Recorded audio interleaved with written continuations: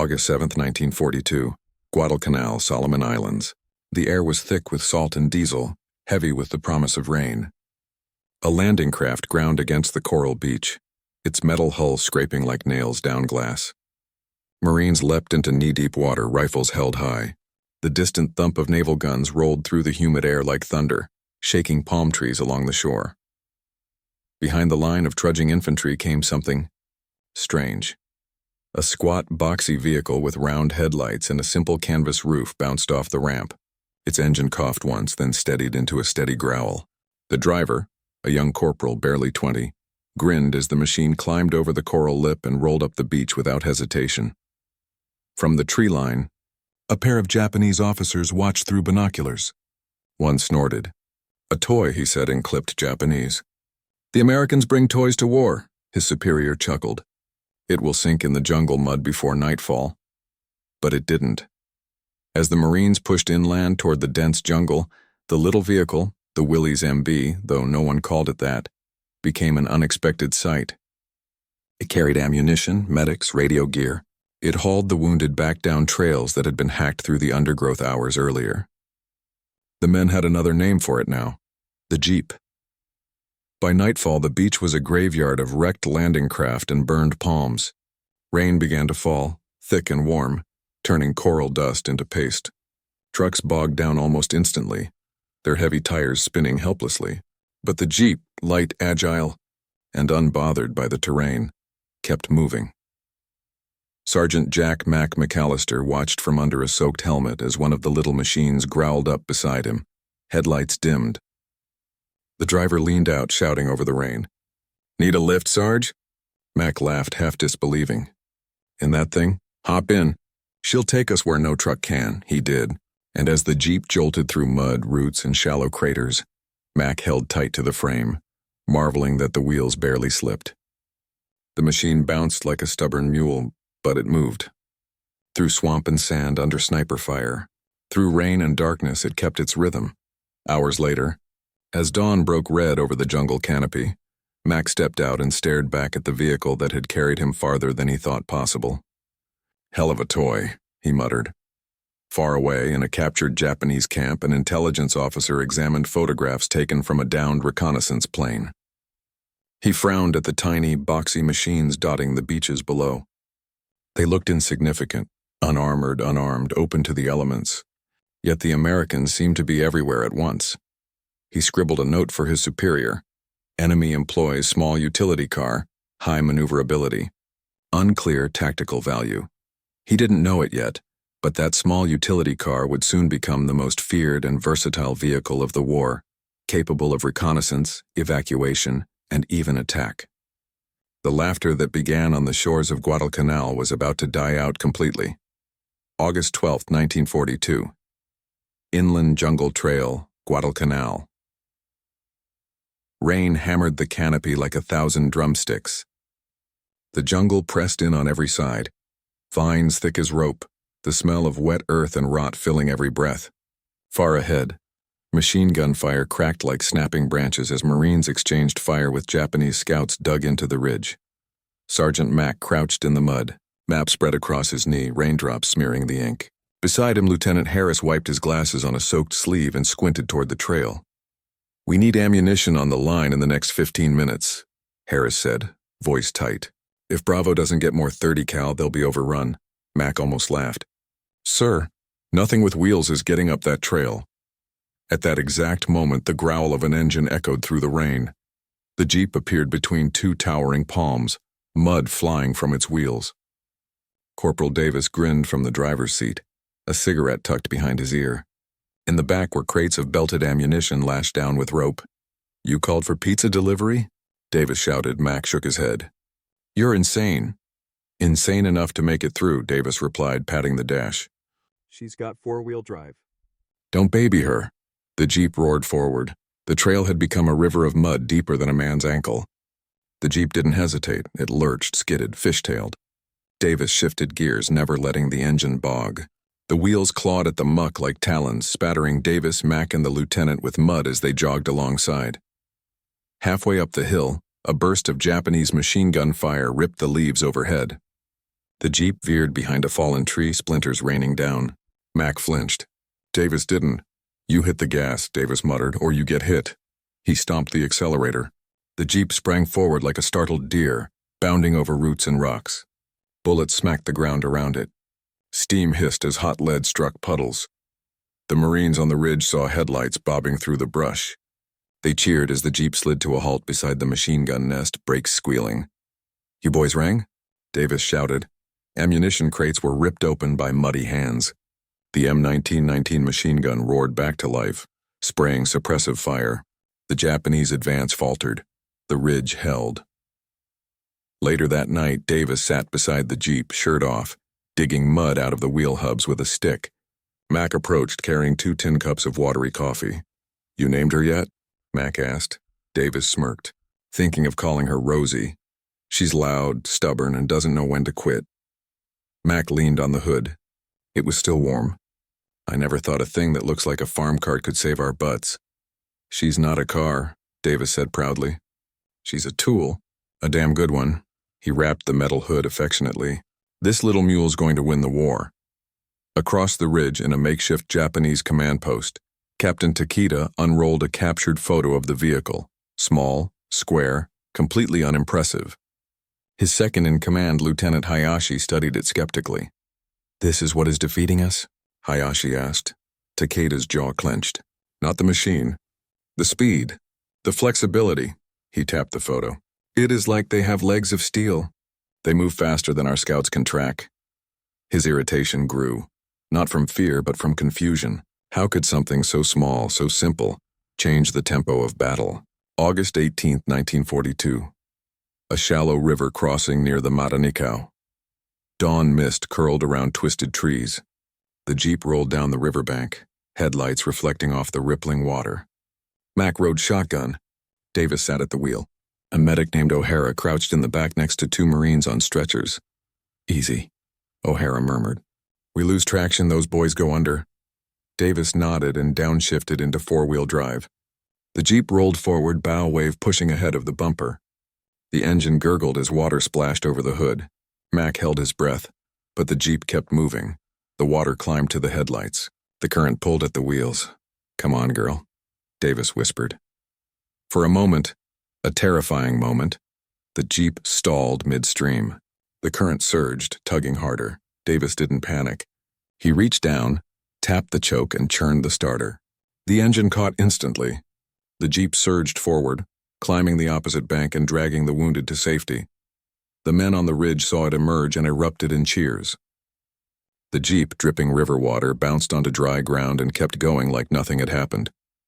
O'Hara exhaled. Didn't think she had that in her. Mac grinned. She hasn't even broken a sweat. That night, while Marines cleaned rifles and tended wounds, Davis sat on the front bumper of the Jeep, a ration tin in his hands. Around him, men swapped stories about what they'd seen the Jeep do that day. One swore he'd seen it climb a hill a mule couldn't manage. Another insisted it floated. A third, eyes wide, whispered that the Jeep was part machine, part miracle. Davis only smiled. He'd seen enough to know one thing. The Japanese weren't laughing anymore. September 3, 1942.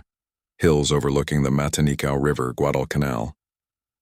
Fog clung to the ridges like ghosts unwilling to leave the earth.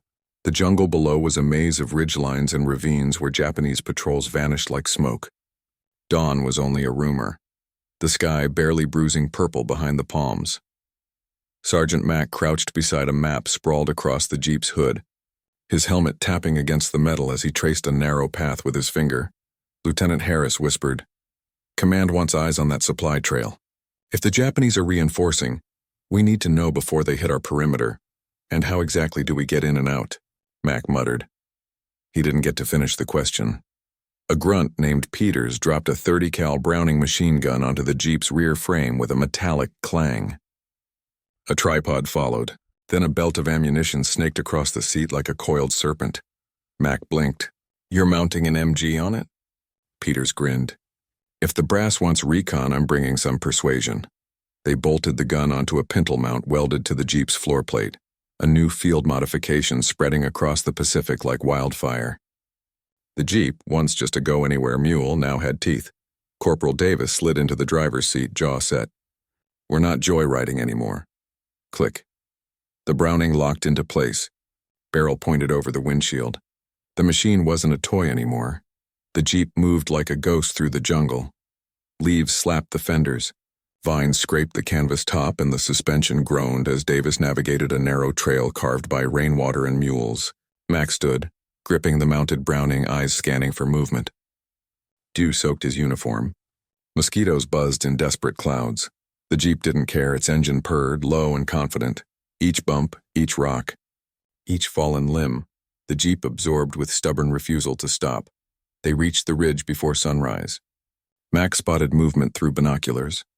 A column of Japanese soldiers hauling crates on bamboo poles. Ammunition, rations, mortar rounds, a supply line. He lowered the binoculars. We've got a problem, and an opportunity. Before they could decide how to handle it, a sharp whistle shattered the air. Ambush, rifles cracked from the trees. Davis slammed the accelerator. The Jeep lunged forward, sliding sideways in the mud. Rounds smashed into tree trunks, sending bark flying. Mac swung the Browning. Get us close! Davis didn't answer. He simply drove straight into the fight. The Jeep burst from the brush like a charging bull. Mac squeezed the trigger. Bray. P. A torrent of .30 caliber fire sprayed across the clearing, cutting down 2 machine gun nests before they could adjust fire.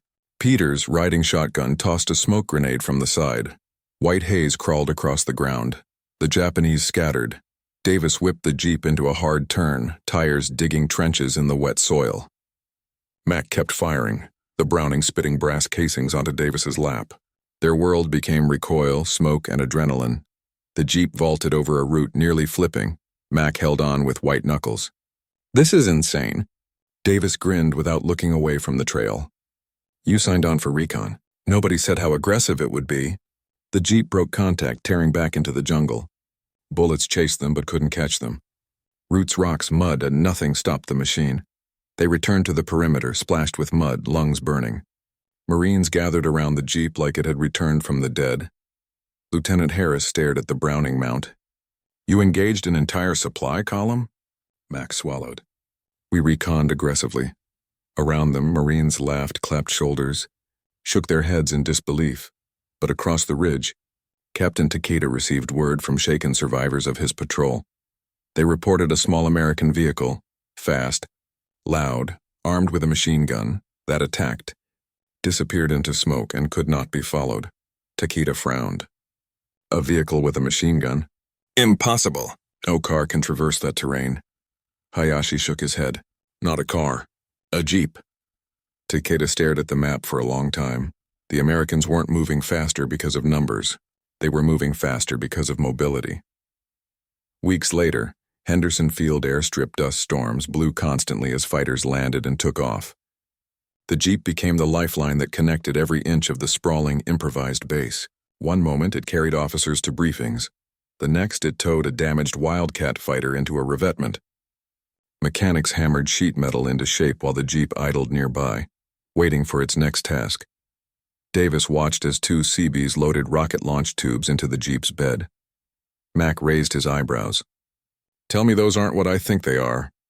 Bazooka team wants to test mobile launch capability, a Seabee replied casually. Mac rubbed his temples.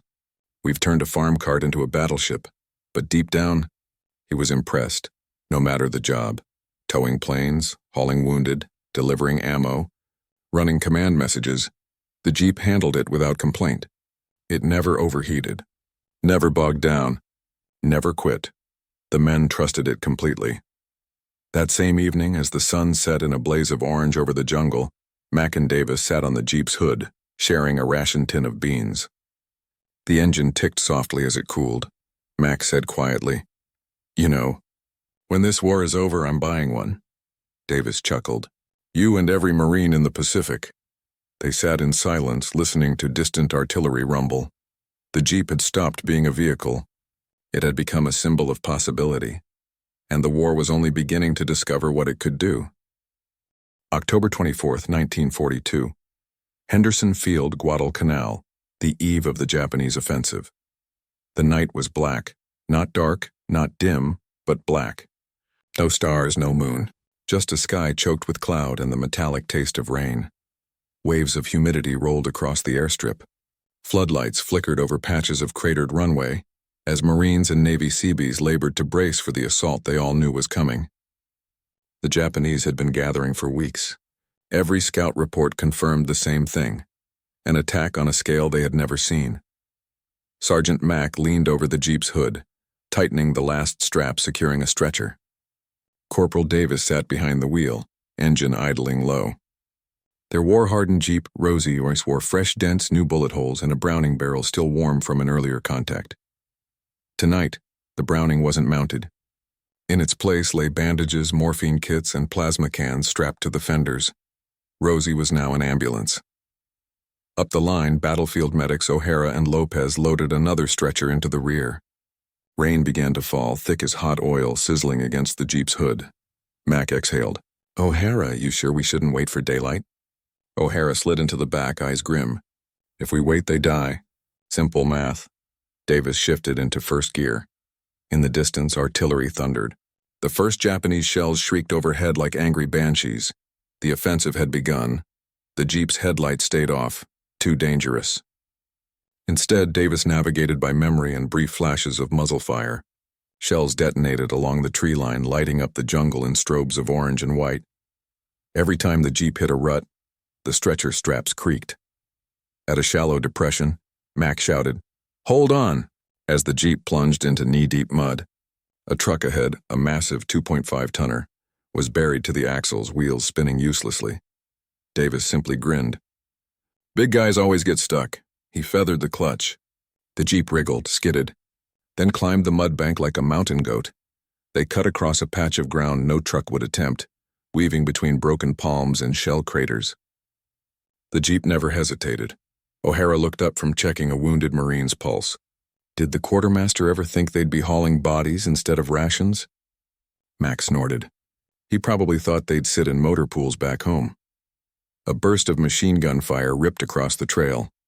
Davis jerked the wheel, swerving behind a fallen banyan tree. Mac unholstered his M1911. "Davis, find another way." "No need," Davis said, already shifting the Jeep into low-range four-wheel drive. The rear wheels bit into the mud. With a growl, Rosie climbed over the exposed roots, squeezing through a gap barely wider than her frame. On the other side, a Marine aid station appeared, a rough cluster of ponchos and flickering lanterns. Men waved frantically as the Jeep slid into view. They were in and out in seconds, stretcher off. Fresh casualty on plasma, morphine, engine roaring again. The Jeep had become an artery, pumping life back and forth between chaos and safety. 3 hours later. Henderson Field looked like a scene from hell. Tracers arced across the sky, Japanese infantry swarming like waves breaking against the Marines' defensive line. Foxholes filled with water. Corpses floated in shallow puddles. Marines moved like ghosts, exhausted, filthy, firing until barrels burned, and Rosie kept going. Jeep. Jeep. Jeep. Every time the headlights flickered back into camp, cheers rose despite the shelling. "Make a hole! Rosie's back!" Rosie skidded to a stop, tires smoking. Mac and Davis hauling another stretcher out of the rear. Medics rushed forward. "How many more out there?" Mac didn't hesitate. "Too many." Davis started to push the Jeep back into gear, but Captain Harris jogged over, ducking low under incoming fire. "We need a message delivered to Ridge 5. Harris shouted over explosions. "Field telephones are down, radios fried, runners keep getting cut down." Mac blinked.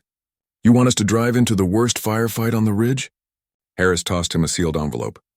"You two make it everywhere no one else can." Davis flashed a crooked grin. "Guess we're mailmen tonight." They plunged back into the jungle, now under full attack. Shells burst overhead. Palm trees turned into flaming spears. The Jeep fishtailed on soaked ground, engine whining in protest. The smell of cordite, blood, and burning rubber filled the night. Up ahead, a Japanese squad swept across the trail. Davis gunned it. "What are you?" Max started. "Delivering the mail." The Jeep smashed through the gap, sending soldiers leaping aside. Mac fired 2 short bursts from his Thompson. The Jeep never stopped. They reached Ridge 5. a battered line of foxholes barely holding against relentless assault. Marines cheered as Davis skidded to a stop in a cloud of steam. Mac jumped out, delivered the message into the hands of the platoon leader. "Orders from Harris." The lieutenant tore it open, eyes widening. "Artillery shifting fire to save our position." A flare shot into the sky.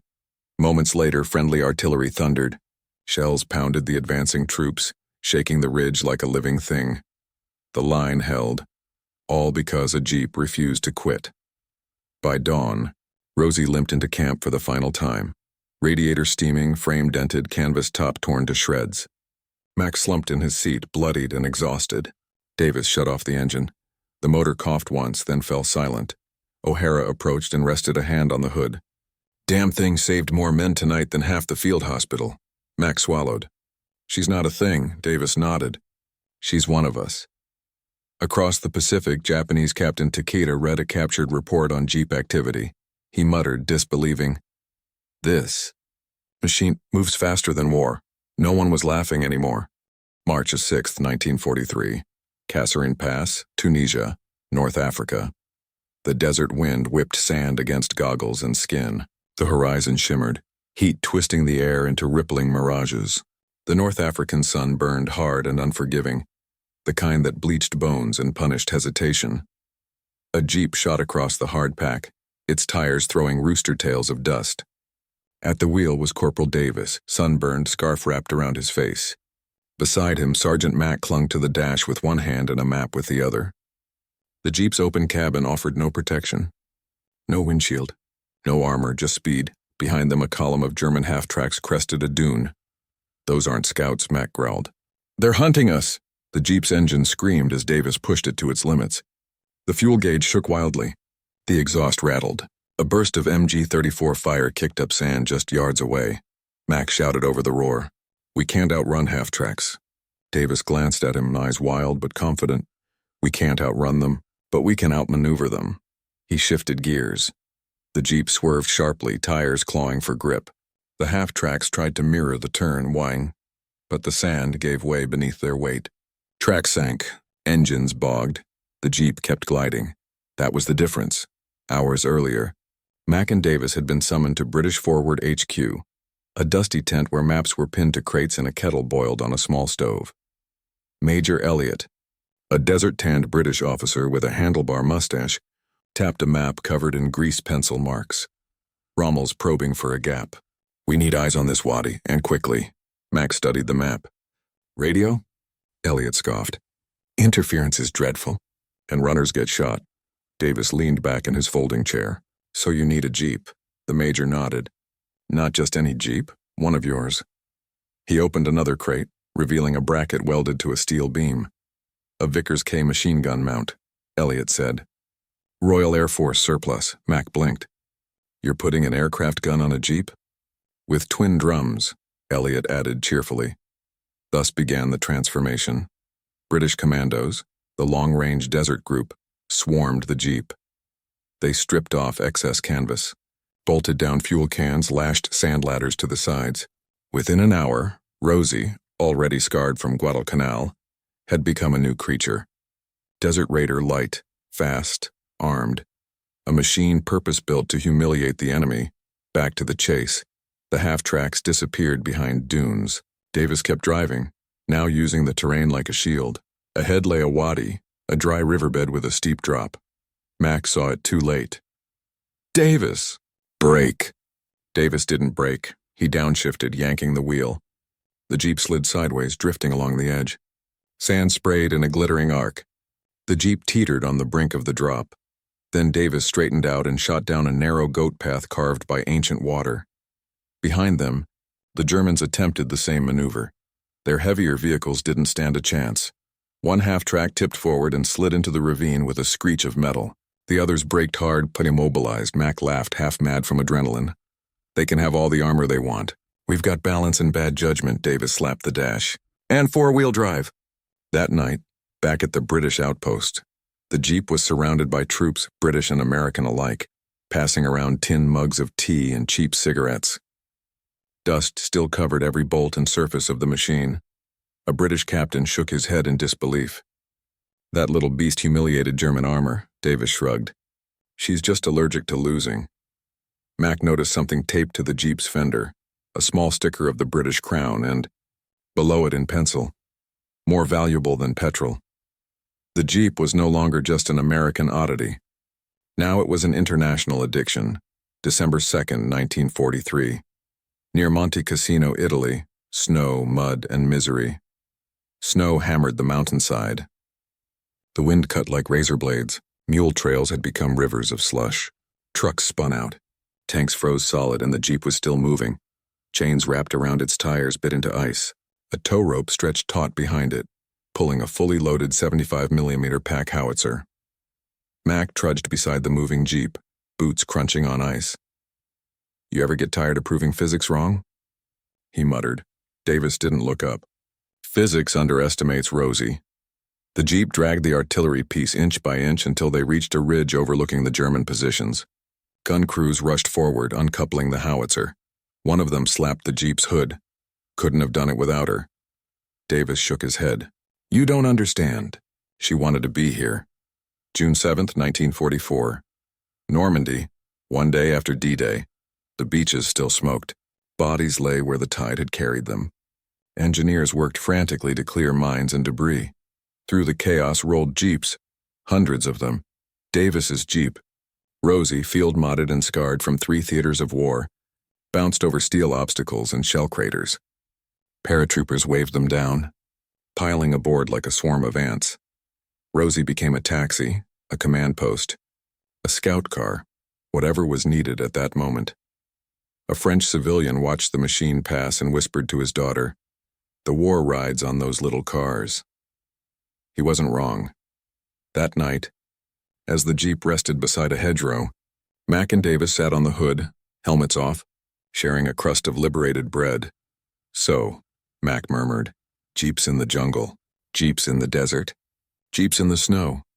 Davis leaned back, looking at the stars. "She's been laughed at, shot at, blown up, chased, and she still keeps going." Mac ran a hand over the dented fender. "What do you think's next?" Davis whispered, "We take her all the way to Berlin." They clinked canteens in the moonlight. The Jeep, simple, stubborn, unstoppable, would follow them to the end of the world. April 25th, 1945, Elbe River, Germany, the last push. The war was nearly over, though no one dared say it aloud. Smoke hung over the shattered skeletons of buildings. The air tasted like concrete dust and burnt fuel. Every sound, every clatter of metal, felt like the end of something enormous. A single Jeep rumbled along a cracked cobblestone road, weaving between burned-out trucks and collapsed walls. Its olive-drab paint was chipped to bare metal in places. Its frame rattled, steering column loose from years of punishment. Rosie, the same Jeep that had clawed through Guadalcanal mud and sprinted across the Sahara, was now crawling through the ruins of Hitler's Reich. "Corporal." Davis gripped the wheel, knuckles pale. Sergeant Mack sat in the passenger seat, map spread across his knee. A Thompson rested against his shoulder just in case the war decided to flare up again in its final hours. Ahead, Soviet troops waved red flags atop captured buildings. Behind them, American infantry advanced with caution, rifles cradled, eyes sweeping windows and alleys. Davis muttered, "Funny, isn't it? We started this war dodging bullets in a jungle. Now we're dodging bricks in a city." Mac gave a tired grin. "Same Jeep, though." Rosie bounced over broken masonry. No hesitation. No complaint. Earlier that morning, U.S.-Soviet link-up, Torgau, Germany. A sudden burst of cheering erupted along the riverside road. GIs and Soviet soldiers shook hands, hugged, passed cigarettes. Cameras flashed. For the first time, the two great armies stood together, united. General officers needed to meet face to face. The battlefield needed a messenger. Radios were unreliable. Runners too slow, so once again, they need the Jeep. Mac sighed. Davis cracked his knuckles. Of course they do. They loaded casings of documents into the back, orders, maps, safe conduct papers, and Rosie growled to life. Soviet soldiers stopped what they were doing and stared. Their officer touched the Jeep's fender reverently. "In Russia," he said in broken English, "we have horse. You have this." Davis winked. "She's faster than a horse, and easier to feed," Mac added. The Soviet officer barked a laugh. As Rosie pulled away, a private pointed at her and whispered, "That little car, it has seen the whole war." He didn't know how right he was. Berlin outskirts. Later that afternoon, buildings leaned like rotten teeth. Fires smoldered in hollow windows. Civilians, hollow-eyed, stunned, watched from basements as Rosie passed. A little girl clutching a ragged doll stared from behind her mother's skirt. Davis slowed, reached into a ration tin and handed her a chocolate bar. She took it hesitantly, whispering, "Danke." Mac swallowed hard. "We've been fighting this war for so long," he murmured. "I almost forgot why we were doing it." Davis nodded toward the girl. "That's why." They continued deeper into Berlin, dodging fallen streetcars and abandoned anti-aircraft guns. At Alexanderplatz, a sniper cracked a shot off the Jeep's front bumper. Davis swerved into an alley. Thought this was supposed to be over. Mac fired a short burst from his Thompson. Dust rained from the windowsill above. Silence followed. Davis exhaled, hands shaking. Rosie idled, engine ticking with heat. "Still with us, girl?" The Jeep answered with a steady purr. She wasn't quitting now. April 30th, 1945. The message: they reached the American command post and a battered train station converted into an HQ. Radios crackled. A runner sprinted across the floor shouting, "Message from the Soviets." A captain waved Davis over. "You're taking this back to the Russian line. Priority." Mac frowned.